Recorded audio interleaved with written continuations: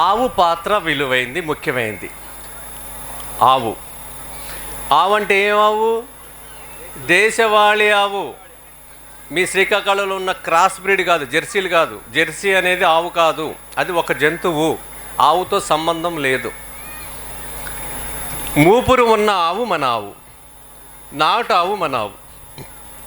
దీంట్లో పాలు ఇవ్వని ఆవు ఇంకా గొప్ప ఆవు. పాలు ఇవ్వకపోతే మనం ఏం చేస్తాం? పాలు ఇవ్వకపోతే ఏం చేస్తాం? ఆవుని అమ్మేస్తాం కదా. కానీ ఇక్కడ నేను చెప్పే దాంట్లో పాలు ఇవ్వని ఆవు పేడ మూత్రంలో ఎక్కువ శక్తి ఉంది, పాలు ఇవ్వని ఆవులు. అందుకని ఆ ఆవు నుంచి వచ్చే 5 వస్తువులు ఏవైతే ఉన్నాయో, పంచగవ్యాస్ అంటారు వీటిని. వీటిలో పాలు అనేది అన్నిటికన్నా కింద స్థాయి వస్తువు.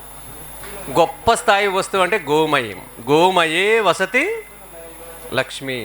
లక్ష్మీదేవి స్థిర నివాసం ఎక్కడంటే గోమయం.